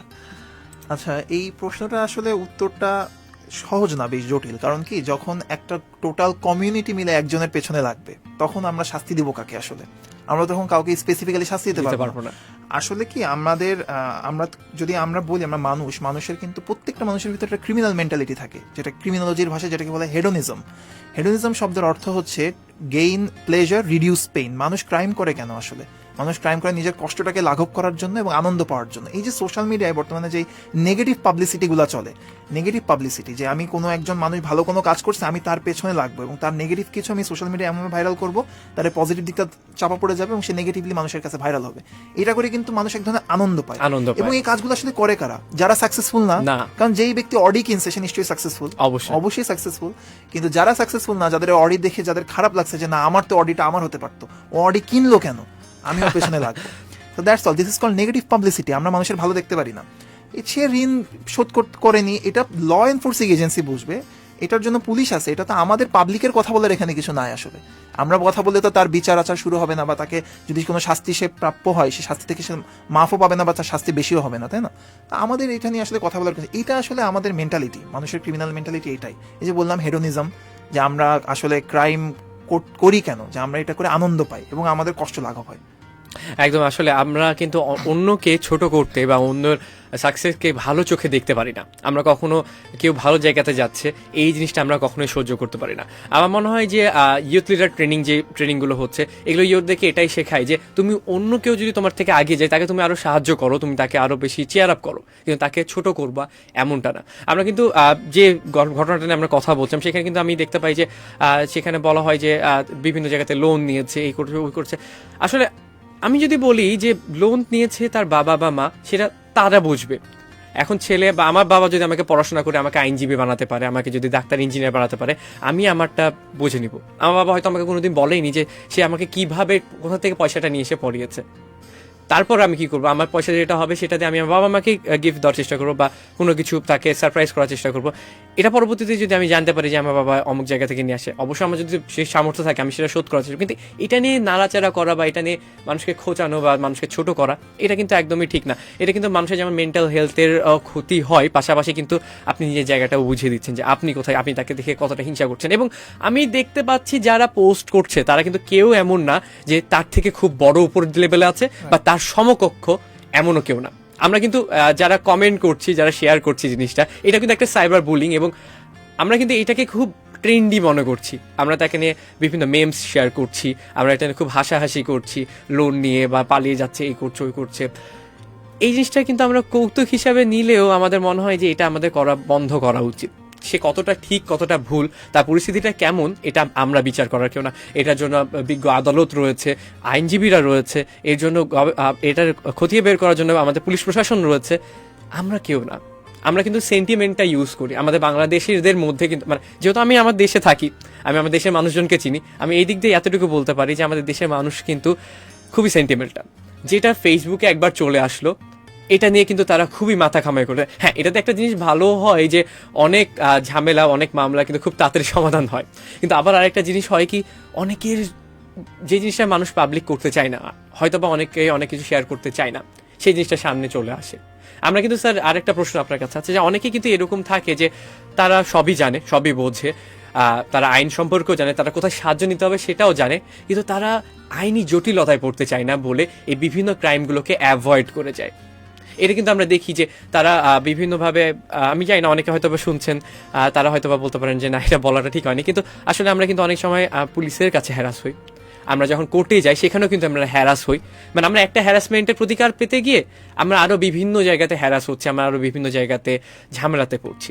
তো এই জিনিসটা কেন হচ্ছে, বা দিন দিন এটাও কিন্তু অনেকটা বেড়ে চলেছে যে আমি যদি এখন কারো কাছে প্রতিকার চাইতে গেলাম, সে উল্টা আমাকে আরো সেই জায়গাটা সুযোগ নিচ্ছে। এক তো ঘুষের ব্যাপার তো আছেই, তাছাড়াও কিন্তু অনেক সময় তাদের কথাবার্তাও কিন্তু আমাদেরকে অনেকটা কষ্ট দেয়। এই জায়গাটা কেন হচ্ছে বা এটা কেন বেশি বাড়ছে? আচ্ছা, এর পেছনে অনেকগুলা কারণ আছে, সবগুলা কারণ তো আসলে বলা সম্ভব না। তবে আমার কাছে যেটা ব্যক্তিগতভাবে মনে হয় যে আমাদের আসলে যদি আমাদের এগেনস্টে ক্রাইম হয় এবং আমরা যদি সত্যি তার প্রতিকার চাই, আমাদের আর্থসামাজিক প্রেক্ষাপটে আমাদের এটা একসেপ্ট করে মাঠে নামতে হবে যে আমাদের দিকে কাদা ছোড়াছড়ি হবে এবং আমাদের সেটা একসেপ্ট করতে হবে। কারণ আমাদের আলটিমেট গোল হচ্ছে প্রতিকারটা পাওয়া। ওটা পাওয়ার জন্য আমাদের অনেক কিছু ফেস করতে হবে, এইটা মেনে নিয়ে আমাদেরকে নামতে হবে, নাহলে আমাদের প্রতিকার পাওয়ার কোনো দরকার নেই, প্রতিকার চাওয়ারও কোনো দরকার নেই।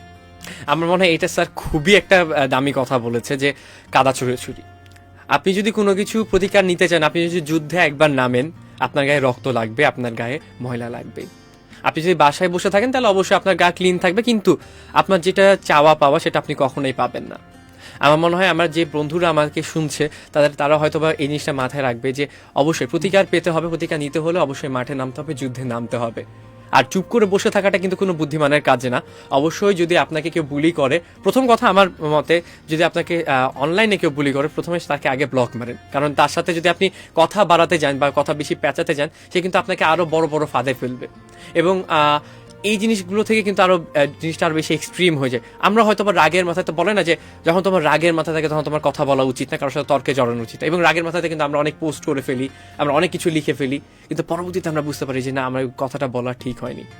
সেজন্য অবশ্যই আমরা যদি কখনো কোনো বুলিংয়ের শিকার হই বা আমাদের সাথে কেউ বুলি করছে, অবশ্যই নিজের মধ্যে রাখবো না, অবশ্যই কাউকে শেয়ার করার চেষ্টা করব। আরেকটা জিনিস সেটা হলো যে অবশ্যই তার সাথে আমরা সাথে সাথে যুদ্ধে নেমে যাব না, অবশ্যই ঠান্ডা মাথায় ভেবে চিন্তে যে কেন হচ্ছে আমার সাথে, এই স্টেপটা নেওয়া উচিত। এবং চুপ করে থাকা কখনোই কোনো সব কিছু সমাধান না, অবশ্যই কথা বলতে হবে, কথা বলতে জানতে হবে। আপনাদের যদি কোনো সমস্যা হয় অবশ্যই আপনাদের শিক্ষককে জানান, আপনার বাবা মাকে জানান, বড় ভাই বোনকে জানান। যেমন আমাদের স্যার রয়েছেন, আমরা কিন্তু অবশ্যই স্যার যেটা বললেন যে বিশ্ববিদ্যালয়ে কিন্তু সেই সকল শিক্ষার্থীকে বলেছে যে যে কোনো সমস্যাতে আমাকে এসে বলো। এবং আপনার যে কোনো, আপনি স্কুলে পড়েন, কলেজে পড়েন, আপনি একজন শিক্ষক এমন পাবেনই যে আপনাকে সব জায়গাতে সাহায্য করবে। এই জিনিসটা কিন্তু আপনাদের মাথায় রেখেই আগাতে হবে। স্যারের কাছে আরেকটা জিনিস আমি যদি জিজ্ঞেস করি যে আপনি যেমনটা আপনার ভার্সিটি জীবনের একটা শিকারের কথা বললেন যে আপনি একটা সাইবারের একটা জটিলতায় পড়েছিলেন, আপনার কখনো কি এরকম বুলিং, সাইবার বুলিং বাদেও আপনার কি এরকম বিশ্ববিদ্যালয় জীবন পার করতে গিয়ে কিন্তু এরকম আমরা অনেক বুলিংয়ের শিকার হয়, যেটা আমরা শুনতে চাই না যে কথাটা, হয়তোবা আমি খোড়া, আমি কখনো শুনতে চাইবো না যে আমার এই সমস্যাটা আছে, এটা কেউ মেনে নিতে পারে না, কিন্তু যদি আমাকে বলে তখন কিন্তু আমার মনে কষ্ট পায়, আমরা কিছু বলতে পারি না। তো স্যারের এরকম কোনো আছে কিংবা এই জায়গা থেকে বের হয়ে আসতে হলে আপনি ইয়ুথদেরকে কি বলবেন যে তারা কিভাবে এই জায়গা থেকে বের হয়ে আসতে পারে? আচ্ছা, এই ব্যাপারটা হচ্ছে যে প্রথম কথা যে জীবনে না একটা ভালো বন্ধুর খুব প্রয়োজন। আপনার যদি একটা ভালো বন্ধু থাকে, বা যারা আমার কথা আজকে শুনছে সবার উদ্দেশ্যে বলছি, যদি একটা ভালো বন্ধু থাকে, আসলে সেই বন্ধু কিন্তু আমাকে এই ক্রুশাল মোমেন্টগুলো থেকে অনেক সাপোর্ট দিবে, মেন্টাল সাপোর্ট দিবে, যেটা অ্যাটলিস্ট এই টাইমগুলোতে দরকার যখন আমরা বুলিড হচ্ছি। এখন আমি আমার বিশ্ববিদ্যালয় জীবনে ব্যক্তিগতভাবে কখনো বুলিড হয়নি, হয়তো ছন্ন ছাড়া কিছু ইনসিডেন্ট আছে, ওইগুলো আসলে ধরার মধ্যে পড়ে না, ইনস্ট্যান্ট হয়েছে, পরবর্তীতে মিটে গেছে, আমরা নিজেরা মিটাই ফেলছি। হ্যাঁ, তবে সাময়িকভাবে খারাপ লাগে, ইফেক্ট হয়তো দেখা যাচ্ছে 1 সপ্তাহ 2 সপ্তাহ আমি জিনিসটা নিয়ে ভাবছি, আপসেট হয়েছি, কিন্তু আমাকে সাপোর্ট দেওয়ার মতো আসলে লোক ছিল, আমাকে আমার কথা শোনার মতো, আমার কথা শুনে আমাকে কনসোল করার মতো মানুষজন ছিল, এবং এইটার জন্য আমি কিন্তু দ্রুত জিনিসটা থেকে বের হতে পারছি। কিন্তু যাদের ফ্রেন্ড সার্কেল নাই, বিশেষ করে বর্তমান ইউথ যারা, তারা সোশ্যাল মিডিয়াতে এতটাই বেশি মানে ঝুঁকে গেছে যে তারা কিন্তু ভালো কোনো প্রকৃত অর্থে তাদের কোনো ফ্রেন্ড নাই, তাদের কোনো ভালো বন্ধু নাই, এবং এই কারণে কিন্তু তারা যখন বুলিড হয় তখন কিন্তু তারা কারো কাছে ব্যাপারটা শেয়ার করতে পারে না। আমার মনে হয় যে ভালো বন্ধু জীবনে অনেক দরকার এই টাইপের বুলিড থেকে নিজেকে বের করার জন্য। অবশ্যই অবশ্যই, ধন্যবাদ স্যারকে। আমি মনে করি ধরেন একজন টিনেজ মেয়ে যদি প্রতিদিন একটি জিনিস শিকার হয়, সে বাড়ি থেকে বেরোনোর আগেই চিন্তা করে যে ওই স্পটে গেলে আমাকে ওই ছেলেগুলো ডিস্টার্ব করবে, কিন্তু ছেলেগুলো রেগুলারই ডিস্টার্ব করে, স্কুল যাওয়ার পথেও করে, স্কুল ছুটির পরেও করে, কিন্তু মেয়েটা প্রকাশ করতে পারে না, কার কাছে প্রকাশ করবে?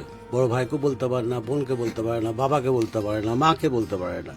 ফলে সে ফিজিক্যালি কিন্তু আস্তে আস্তে মেন্টালি কিন্তু সে মানে মানসিকভাবে সে দুর্বল হতে থাকে। এমন হয়েছে আত্মহত্যার পথ হয়তো বেছে নেয়। কিন্তু আমি মনে করি যে আমরা 3 বেলা খাবারটাই ধরি, সকাল দুপুর রাত, আধা টাইমটা বাদিয়ে দিলাম। এই 3 বেলার মধ্যে যদি ফ্যামিলি মেম্বারগুলো একটা বেলা একটা টেবিলে একটা ফ্লোরে যদি খাওয়ার ব্যবস্থা করে, অটোমেটিকলি আমার মনে হয় যে মেয়েটা এই যে হ্যারাসমেন্টের শিকার হচ্ছে সে কিন্তু একটা পরিবেশ তৈরি পেয়ে গেল। যে ভাই খাচ্ছে এক টাইমে, মা খাচ্ছে এক টাইমে, বাবা খাচ্ছে এক টাইমে, কিন্তু ও কিন্তু একটা বলার একটা পরিবেশ পাচ্ছে না। কখন বলবো, কাকে বলবো? কিন্তু আমি মনে করি যদি আপনি একটা বেলা যদি চুজ করে নেন যে এই একটা বেলা দুপুর বা রাত বা সকাল আমরা একটা টেবিলে বা ফ্লোরে খাবো, তখন কিন্তু ওই মেয়েটা যে বারবার কিন্তু প্রতিদিন এই আপনার ইফটিজিংয়ের শিকার হচ্ছে, সে অবলীলায় কিন্তু ওই ভাই বোন মা বাবাকে যখন এক টেবিলে এক ফ্লোরে পাবে, অবলীলায় কিন্তু তার প্রবলেমের কথাটা কিন্তু বলে ফেলবে। যখনই বলে ফেলবে সে মন থেকেও হালকা হলো, প্লাস যাদেরকে বললেন ওনারাও কিন্তু এই মানে যে প্রবলেমের যে শিকার, এটা সমাধানের পথ কিন্তু ওনারা তৈরি করতে পারবেন। সেই পরিবেশটা কিন্তু আমাদের তৈরি করতে হবে। এটা আমার একটা অনুরোধ থাকবে যে প্রত্যেকটা পরিবারে যদি আমরা অন্তত একটা বেলা ফ্যামিলি মেম্বার সহ যদি খাওয়া দাওয়া করি, আমার মনে হয় অনেক প্রবলেম, স্যার কিছুক্ষণ আগে বলেছেন প্রবলেম থাকলে সলিউশনও আছে, অনেক প্রবলেম কিন্তু সমাধান হবে। এই সমাধানের পথটা কিন্তু আমাদেরই তৈরি করতে হবে। ধন্যবাদ। আপনাকে অসংখ্য ধন্যবাদ। আসলে আমাদের প্রত্যেকটা সমস্যারই কিন্তু একটা না একটা সমাধান আছে, এবং আমাদের প্রত্যেকেরই কিন্তু একটা জিনিস মাথায় রাখতে হবে যে কোনো যদি ঝামেলা হয়, আমার নিজের পার্সোনাল যদি মতামত শেয়ার করি যে আমরা যদি কোনো জায়গাতে দেখি যে আমার এই জায়গাটায় বিপদ আছে বা আমি এই জায়গাতে রোজ সমস্যার সম্মুখীন হচ্ছি, সেই জায়গাটা অ্যাভয়েড করা ভালো। সবসময় যে আমাকে যুদ্ধ করতে হবে বা যুদ্ধ নামতে হবে এমনটা না, আমরা কিছু জায়গায় অ্যাভয়েড করবো। যেমন ইফটিজিংয়ের কথা বলো, যে রোজ ওই পকেটের ছেলেগুলো সেখানে সেই মোড়েই দাঁড়িয়ে থাকে, আমি রাস্তা চেঞ্জ করবো। এমন না যে আমাকে তাকে জোর দেখিয়ে গায়ে সবসময় সব জায়গায় গায়ের জোর খাটানো উচিত না। এই জোর খাটানোটা কিন্তু বুদ্ধিমানের কাজ না। এবং তার আগে স্যার যে একটা কথা বলছিলেন যে কিছু জিনিস আমি মাথায় নিই, হ্যাঁ কিছু জিনিস কিন্তু মাথায় নেই। স্যার এটা আমাকে অনেকবার আপনি এই কথাটা বলেন, এবং আমি আবার সবাই উদ্দেশ্যে বলতে চাই যে কিছু জিনিস কিন্তু আমাদের আসলে মাথায় নেওয়া উচিত না। কিছু কিছু বুলিং আমরা হয়তো গায়ে নিয়ে নিই। অনেকে অনেক কথা বলবে, পাছে লোকে কিছু বলে, এমন একটি কিন্তু কথা আছে, এমন একটি কবিতাও আছে। যদি সুযোগ হয়ে থাকে তাহলে অবশ্যই পড়ে থাকবেন। পাছে লোকে কিছু বলবে, আপনার পিঠ পিছে মানুষ কথা বলবে, যদি তার সৎসাহস থাকে সে আপনার মুখের উপর এসে বলবে। আপনার যদি মনে হয় যে আসলে সেটা আপনার ভুল, তাহলে আপনি নিজেকে শুধরিয়ে নেবেন। আর যদি মনে হয় যে না আপনি ঠিকই করেছেন, সে হয়তো বা ভুল একটা কথা বলছে বা আপনাকে যে জিনিসটা বলছে সেটা ঠিক না, তো তখন কি করবেন? তখন অবশ্যই জিনিসটাকে অ্যাভয়েড করে যাবেন, মাথায় নেবেন না, ঘাড়ে নেওয়া যাবে না। সব কিছু যদি আপনি মাথায় নিয়ে নেন, ঘাড়ে নিয়ে নেন, তাহলে কিন্তু আপনার দিন কখনোই ভালো যাবে না, কখনোই আপনার মনও ভালো থাকবে না। যাই হোক, আজকে দেখতে দেখতে কিন্তু আমরা অনুষ্ঠানের একদম শেষ পর্যায়ে চলে এসেছি। আজকে আমাদের অনুষ্ঠানটি সম্প্রচার হচ্ছিল, সহযোগিতা করেছিল টিম সেভিয়াস ইউথ লিডার বরেন্দ্র বিশ্ববিদ্যালয়, অর্থায়নে পিস কনসার্টিয়াম বাংলাদেশ, সার্বিক সহযোগিতায় বরেন্দ্র উন্নয়ন প্রচেষ্টা রূপায়ন্তর। আমাদের এখানে আরও অনেকেই উপস্থিত আছে। আমাদের এই অনুষ্ঠানটি কিন্তু আগামী আরও 2 দিন রয়েছে। আশা করি সেই অনুষ্ঠান থেকে আপনাদের সবাইকে পাবো। এবং প্রথমে যেহেতু আমি বিদায় নিয়ে নিচ্ছি এই মুহূর্তে, স্যারকে জিজ্ঞেস করতে চাই, স্যার আজকে কেমন লাগলো আপনাদের এখানে আসে? আমি খুবই ভালো লাগছে। আমার প্রথম কথা যে এরকম একটা প্ল্যাটফর্ম পেলাম যেখানে আসলে কথাগুলো বলতে পারলাম। আমার মনে হয় কথাগুলো আসলে ইউথদের জন্য খুবই দরকার হবে। শুধু ইউথদের জন্য না, যারা আজকের অনুষ্ঠানটা শুনবে কিছুটা হলেও আমার মনে হয় তারা উপকৃত হবে, নতুন কিছু হয়তো জানলেও জানতে পারে। ভুল ত্রুটি থাকবেই, তারপরেও আমার মনে হয় যে চেষ্টা করেছি নিজের জায়গা থেকে কিছু ভালো ইনফরমেশন দেওয়ার। এখন তারপরেও এই আশা ব্যক্ত করেই আমি আমার কথাটা শেষ করতে চাই যে আমাদের ইউথদেরকেই আসলে ভবিষ্যতে লিড দিতে হবে। ইউথরাই কিন্তু ভবিষ্যতে লিডার হয়, এবং তাদেরকেই সাইবার বুলিং কন্ট্রোল এবং প্রিভেন্ট করতে পারবে কিন্তু একমাত্র তারাই। তারা যদি এখন থেকে সোচ্চার হয়, তারা যদি এখন থেকে কশাস হয়, আমি আবারও বলতেছি যে সাইবার বুলিং ঠেকানোর সব থেকে বড় ওয়ে হচ্ছে সতর্ক হওয়া।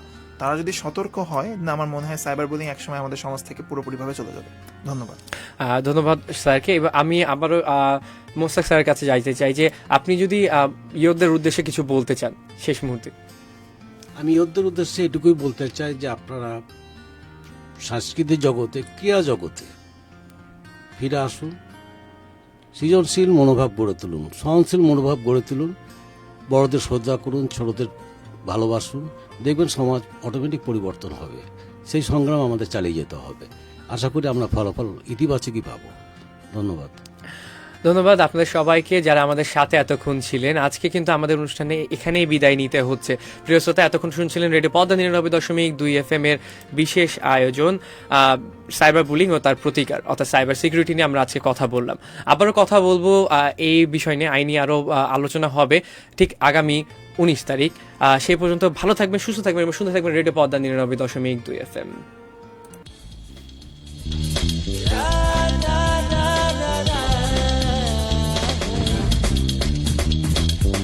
রেডিও পদ্মা